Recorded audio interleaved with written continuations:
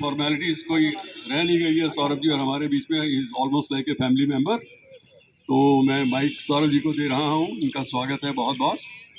और मैं सिर्फ यही कहना चाहूँगा कि इलेक्शन ईयर है, आप लोगों को भी अंदाज़ा हो ही गया होगा, इलेक्शन आने वाले हैं। तो मैं सिर्फ पिछले 5 सालों का थोड़ा सा एक विवरण आपको देना चाहूँगा कि एस ब्लॉक में पिछले 5 साल में सौरभ जी ने करीब 80-85 लाख रुपया खर्च किया है।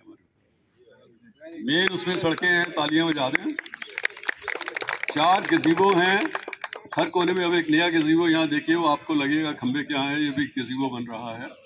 तो हमारे चारों पार्क के 4 हिस्सों में 4 गज़ीबो हैं, सौरभ जी के बनवाए हुए हैं सारे। सड़कें हैं, रेन वाटर हार्वेस्टिंग पिट है, बहुत सारी सड़कें बन गई हमारे यहाँ, झूले वूले लगे हैं। बाकी वो रूटीन मेंटेनेंस का काम चलता रहता है, वो सौरभ जी के पीछे हम लोग लगे रहते हैं। बैडमिंटन कोर्ट है, ट्रैक है, बस सर्विस है, तो वो कांस्टेंट चलता रहेगा। सौरभ जी, प्लीज से a few words. Thank you so much. Thank you नहीं कोई नहीं। तो सबसे पहले आप लोगों का बहुत बहुत धन्यवाद कि आज सुबह सुबह हमने मीटिंग रखी थी। शॉर्ट नोटिस पे मैंने रिक्वेस्ट की थी, एक आपके यहाँ और एक अलकनंदा के यहाँ, 2 मीटिंग हम करना चाहते हैं। और अच्छी बात यह आज मौसम भी जो है प्लेजेंट है और मीटिंग करने के लिए उपयुक्त है। मेरा 2-3 दिन से थोड़ा सा गला खराब था, इसलिए मैं थोड़ा धीरे बोलूँगा। इसलिए मैंने गुप्ता जी को कहा था कि माइक अच्छा लगाना है। और वैसे मैं आपके यहाँ पिछले 10-11 साल से आता रहा हूँ। आप लोगों को के साथ जो लगभग हर दिवाली पे, करवा चौथ मेले पे और समलागा 26 जनवरी हो, दशहरा मोरलेस जो है मेरा आना होता है। और अक्सर मैं, आपने देखा मैं बहुत कोई स्पीच वगैरह नहीं देता हूँ अपनी आपकी इंटरेक्शन के अंदर, और देता भी हूँ तो पॉलिटिकल कोशिश यही रहती है कि मैं पॉलिटिकल स्पीचेस जो है अपनी कॉन्स्टिट्यूंसी के अंदर नहीं देता हूँ, क्योंकि उसका मौका मुझे वैसे ही बहुत प्रेस कॉन्फ्रेंसेस के अंदर और टीवी डिबेट्स के अंदर मिलता रहता है। तो वो जनरली वहाँ पे हम लोग करते हैं, और यहाँ पे जनरली हमारा काम से संबंधित जो है डिस्कशन आप लोगों से रहता है।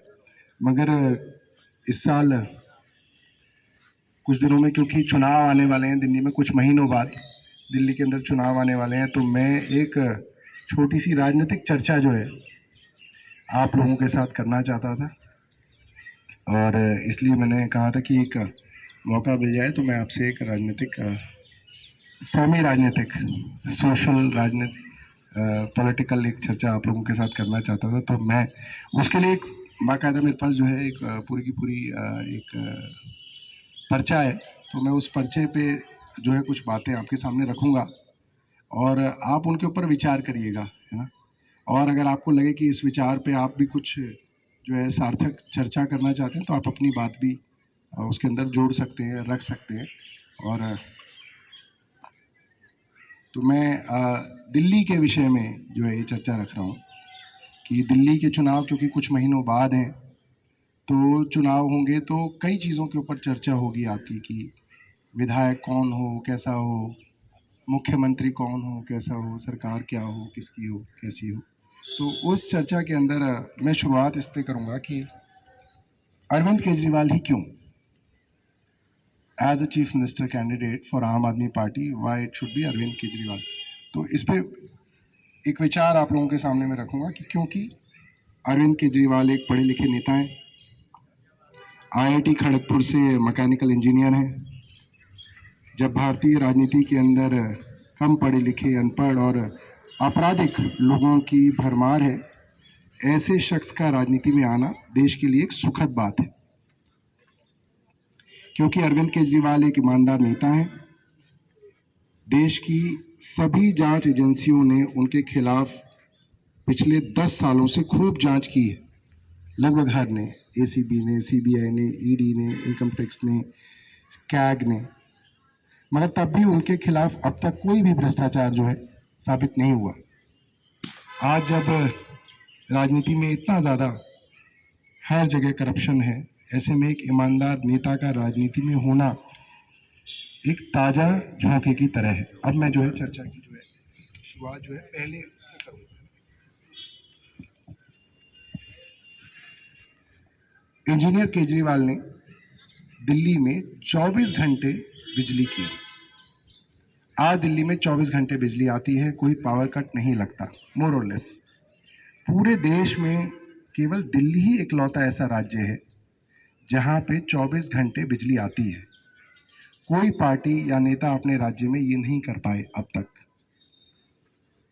बीजेपी की गुजरात में पिछले 30 साल से सरकार है, फिर भी वे गुजरात में बिना पावर कट के 24 घंटे बिजली आज तक नहीं दे पाए हैं। यूपी और हरियाणा में तो आपके बहुत रिश्तेदार जानकार रहते होंगे, आपको मालूम ही होगा, सब जगह जो है जनरेटर सेट्स पे जो है आधे दिन के करीब जो है काम चलता है। दिल्ली में तो आपको मालूम है, भारतीय जनता पार्टी की करीब 20 राज्यों में सरकारें हैं और किसी भी राज्य में, इन 20 राज्यों में ऐसा नहीं है कि 24 घंटे बिजली आती हो। यदि याद कीजिए 2014 की गर्मियों में हमारी सरकार से बनने से पहले, जब पहली बार हमारी सरकार बनी, तब मात्र 5600 मेगावाट की पीक डिमांड दिल्ली में होती थी और तब भी रोज 8-8, 10-10 घंटे के भी पावर कट लगते थे दिल्ली के बड़े बड़े इलाकों के अंदर। आज दिल्ली की गर्मियों के अंदर 5600 से बढ़ के डिमांड 8600 मेगावाट पहुंच गई है। उसके बावजूद भी दिल्ली के अंदर पावर कट नहीं लगते। ये फायदा हुआ है दिल्ली के अंदर एक पढ़े लिखे इंजीनियर सीएम होने का। अगर आपको इसके ऊपर कुछ चर्चा करनी हो, कुछ बात करनी हो, तो आप कह सकते हैं बिल्कुल। हाँ, वो बड़ा है, राइट। टोटल फिर भी अगर आप कंपेयर करेंगे नोएडा के और गुड़गांव के रेट से, वो अभी भी कम है। आप कंपेयर कीजिएगा, किसी रिलेटिव से मांगिएगा, गुड़गांव, नोएडा। हाँ जी, नहीं आप मुझे दिखाइएगा। अच्छा, हाँ मुझे दिखाइएगा, उसकी यूसेज दिखाइएगा मुझे एक बार। जितना मुझे पता है, क्योंकि हम डेटा हर बार लाते हैं, अक्रॉस इंडिया आज भी, मतलब नोएडा और गुड़गांव तो वैसे ही हाई साइड में, आज भी सबसे सस्ती बिजली जो है दिल्ली के अंदर ही है। आप इसको कंपेयर भी जी कीजिएगा। हाँ जी जी जी जी जी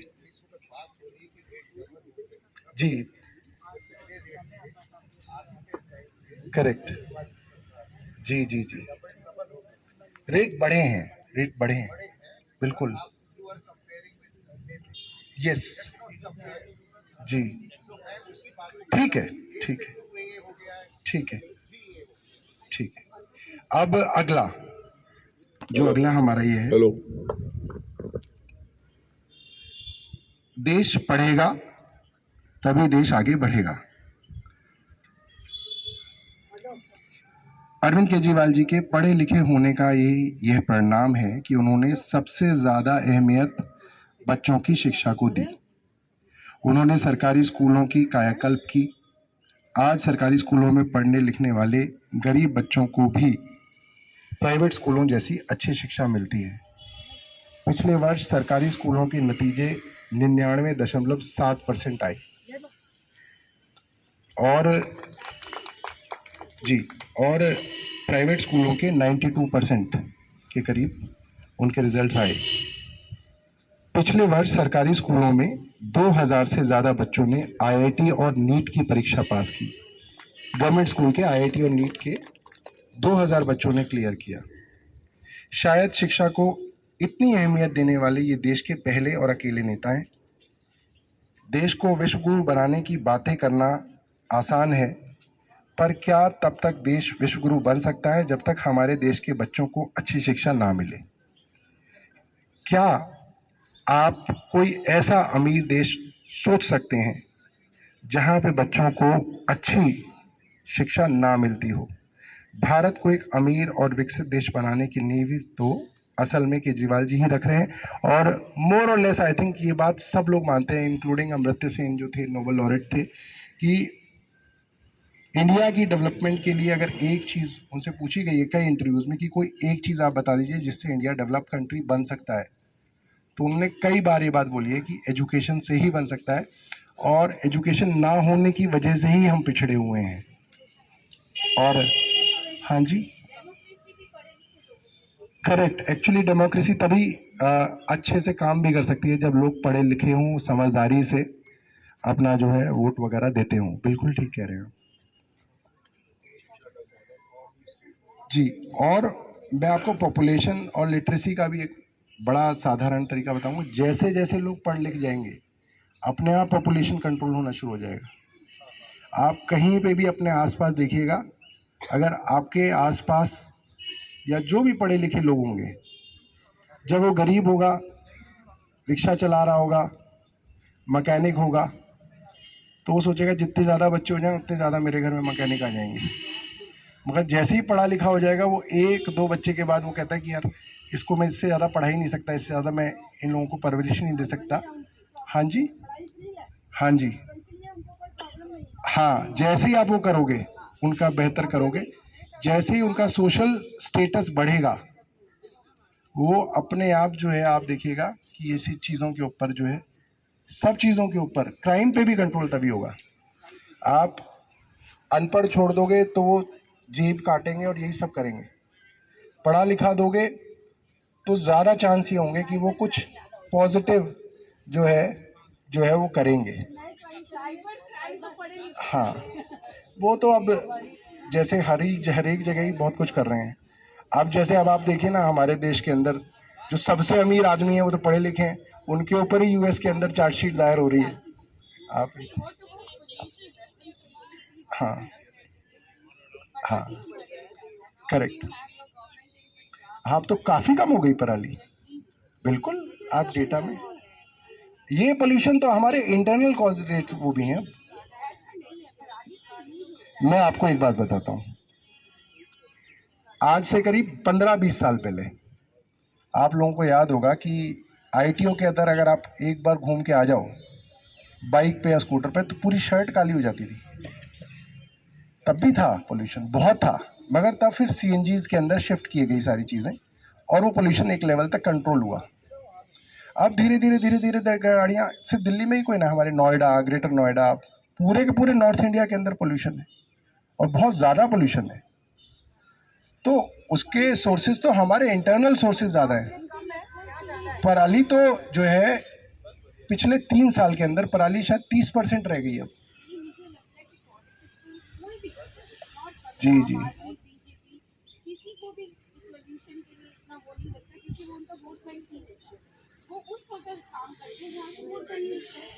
वो इसके लिए काम ही नहीं कर रहे, काम ही नहीं कर रहे। मैं आपको सिर्फ वोट के लिए फ्री बांटेंगे, ये सब कुछ करेंगे, ये चक्कर जो है खुद कुछ हद तक जो है पूरी ठीक है। मगर अगर आप देखें, आप पूरा क्या है ना, देश के अंदर, पूरे देश के अंदर 85 करोड़ लोगों को फ्री राशन दिया जा रहा है। 85 करोड़ लोगों को, वो भी गलत है। मैं तो कह रही हूँ, सभी पार्टी के लिए कह रही हूँ कि हमारा पैसा खर्च करने से पहले हमारे से पोल्यूशन की बात है। मैं आपको एक पोल्यूशन के बारे में एक बात बताता हूँ।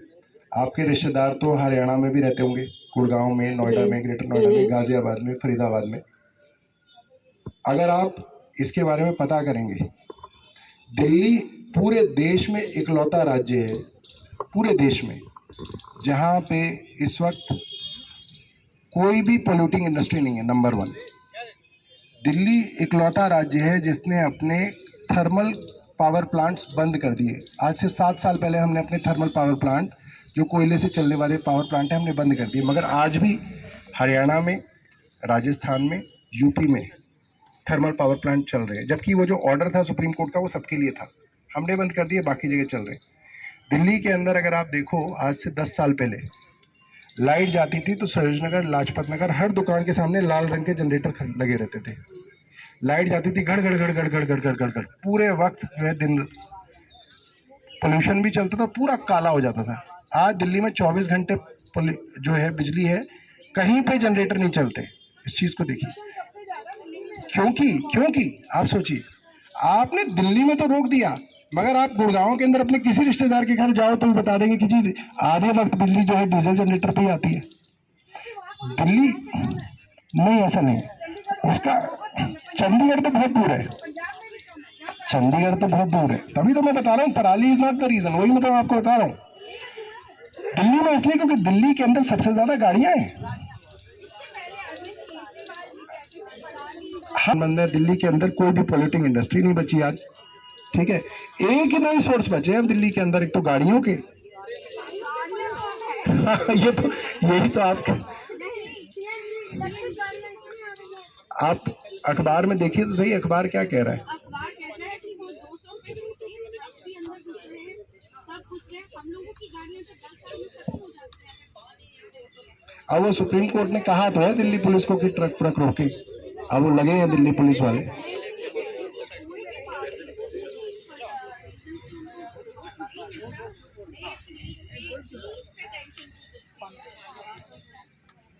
नहीं वही तो मैं बोल रहा हूँ, आप यहीं पे थोड़ा सा जो है, कोई भी पार्टी नहीं, आप इस बात को समझिए, एक ही पार्टी है जिसने अपने स्टेट में कुछ किया है।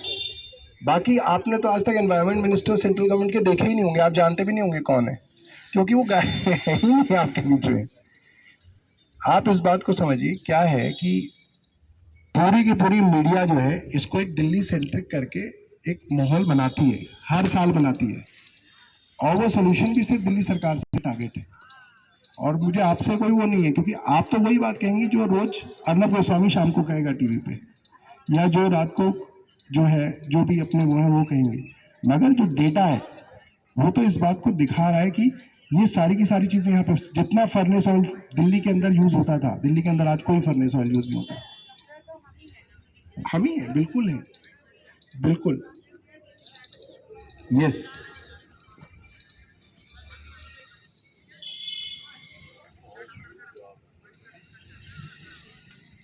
असल में जब तक इसको एक पैन नॉर्दर्न इंडिया अकाउंटेबिलिटी नहीं क्रिएट करेंगे तब तक इसका हल नहीं होगा।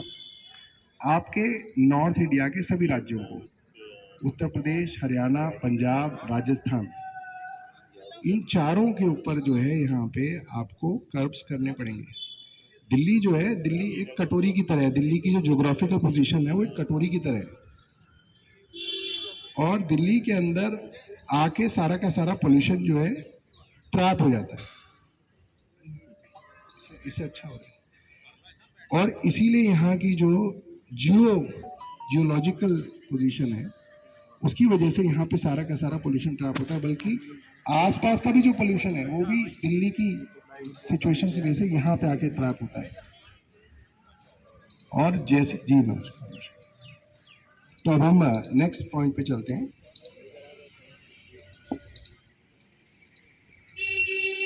केजरीवाल जी के पास एक काबिल टीम है। आज हर नेता अकेले काम करता है, वो अपने पास किसी भी काबिल आदमी को नहीं बढ़ने देना चाहता। किसी नेता या किसी पार्टी के पास काबिल टीम नहीं है, जबकि केजरीवाल जी के पास पढ़े लिखे और काबिल लोग हैं, जिसमें कि एक बहुत बड़ी टीम है, जैसे कि आतिशी, मनीष सिसोदिया, सत्येंद्र जैन, राघव चड्ढा, और मेरा नाम भी लिखा हुआ है इसमें।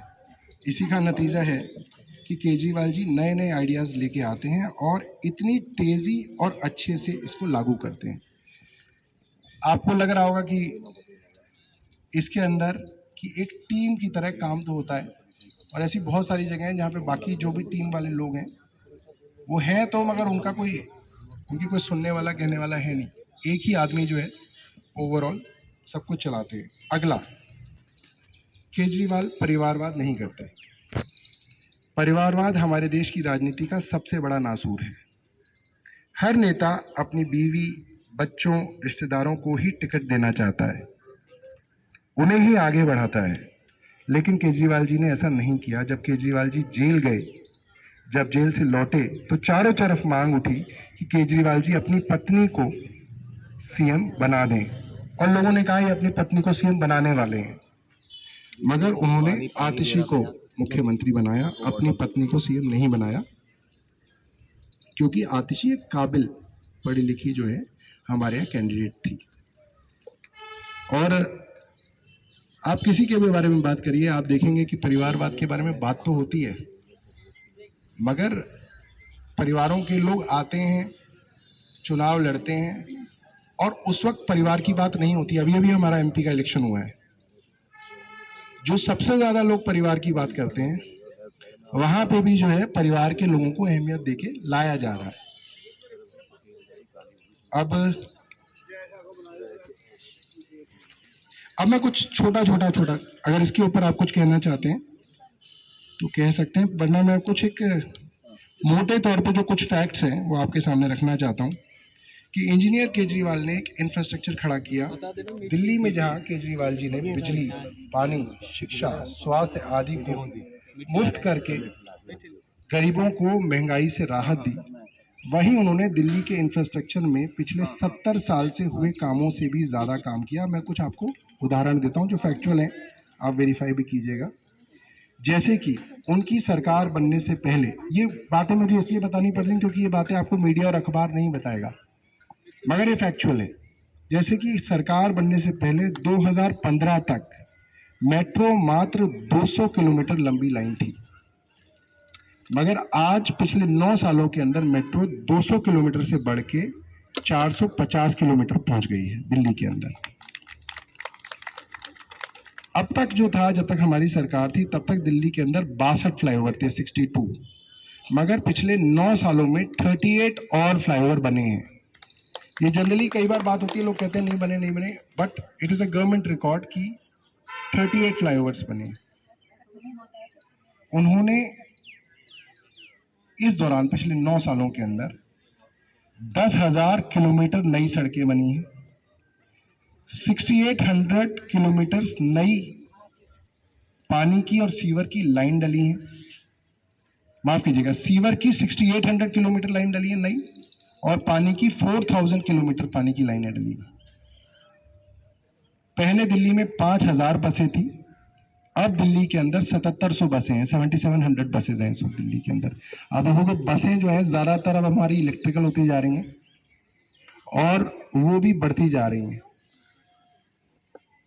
दिल्ली में जब हमारी गवर्नमेंट थी, सीसीटीवी कैमरा सिर्फ मेट्रो और अलग अलग जगहों पे हुआ करते थे।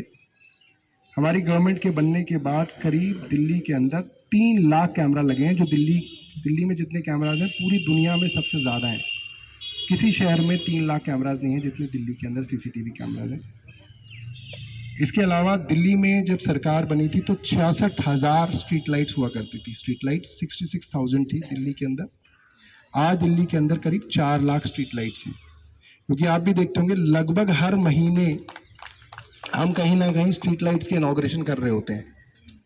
रीज़न बीइंग, स्ट्रीट लाइट लगने का सबसे बड़ा फ़ायदा ये होता है कि जहाँ स्ट्रीट लाइट लग जाती है वहाँ पे लेडीज़ की और बच्चों की आवाजाही बढ़ जाती है, और जैसे ही किसी भी एरिया के अंदर लेडीज़ और बच्चों की आवाजाही बढ़ जाएगी तो वहाँ पे जो एंटी सोशल एलिमेंट्स हैं वो बैठना बंद कर देते हैं, वो अपने आप ही वहाँ चले जाते हैं। वहाँ से जो है, क्योंकि वो बेसिकली उसी तरीके के एरिया ढूंढते हैं जहाँ अंधेरा हो, कोई आता जाता ना हो, तो वहीं पे जो है ड्रग्स, ड्रिंक्स वगैरह की चीज़ें होती हैं। अब इसके आगे मैं आपको बताता हूँ। सबसे मज़े की बात ये है कि इन सब सुविधाओं को देने के बावजूद भी दिल्ली का बजट घाटे में नहीं है, क्योंकि केजरीवाल जी पढ़े लिखे हैं, एक इनकम टैक्स कमिश्नर रह चुके हैं। इससे बिल्कुल विपरीत अगर आप यूपी या किसी भी अन्य राज्य का बजट उठा के देखेंगे तो वहाँ पे इस तरीके की कोई सुविधाएं नहीं दी गई हैं, मगर उसके बावजूद भी वहाँ पे घाटे में बजट आ रहा है। वहाँ का बजट लगभग सब राज्यों का अदर देन दिल्ली डेफिसिट के अंदर चलता है, यानी कि हर साल वो लोग जो है और कर्ज जो है लेते हैं। अब एक बड़ा इम्पॉर्टेंट चीज़ है जो आप लोग देखेंगे कि दिल्ली के अंदर पिछले 1 साल में क्राइम बहुत बुरे लेवल पे पहुंचा है। आपके बिल्कुल पास GK1 मेन रोड जो है, एम ब्लॉक मार्केट वाली रोड, वहीं पे एक जिम के नीचे ही उसके ओनर को शूट आउट कर दिया गया। उससे 5 करोड़ की फिरौती मांगी जा रही थी। सैनिक फॉर्म्स के अंदर भी गोलियां चली हैं, वसंत कुंज के अंदर चली हैं, और पिछले 2 साल मतलब 2-3 महीने में तो इतना कॉमन हो गया है कि कोई, कल गोविंदपुरी में तो एक कांस्टेबल की हत्या कर दी गई, और उससे 1 महीने पहले भी पुलिस कांस्टेबल की हत्या हुई है। ऐसा नहीं है कि पुलिस काम नहीं करना चाहती, एक तो पुलिस जितनी होनी चाहिए उतनी नहीं है। आप GK1 थाने में चले जाइए ऐसे SHO साहब से मिलने, SHO साहब के पीछे एक बोर्ड लगा होगा कि उनके यहाँ कितने इंस्पेक्टर होने चाहिए, कितने हैं, कितने SI होने चाहिए, कितने हैं, कितने एएसआई होने चाहिए, कितने हेड कांस्टेबल होने चाहिए, कितने कांस्टेबल होने चाहिए, आप देखोगे आधे से भी कम है।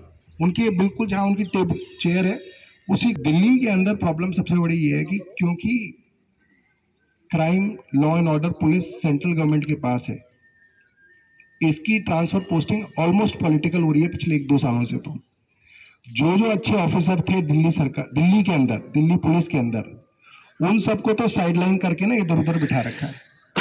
और जितने भी ऐसे ऑफिसर थे जिनका कोई अच्छा काम का रिकॉर्ड नहीं था, उनको बहुत अच्छी अच्छी पोजीशंस के ऊपर रखा हुआ है। अगर आपके यहाँ कोई पुलिस वगैरह का कोई आदमी होगा सीनियर ऑफिसर, तो आपसे पूछिएगा, दे विल टेल यू।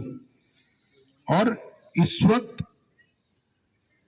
जो प्रोटेक्शन मनी वाला प्रॉब्लम है वो ऐसा नहीं है कि सिर्फ बड़े बड़े व्यापारियों के पास आ रहा है। इस वक्त जो आम व्यापारी हैं, जैसे सेकंड हैंड कार डीलर्स, हलवाई की दुकान वाले, प्रॉपर्टी डीलर, गोडाउन बनाने वाले, इस तरीके के लोगों को, बिल्डर्स, इस तरीके के लोगों को प्रोटेक्शन मनी की डिमांड बहुत कॉमन है।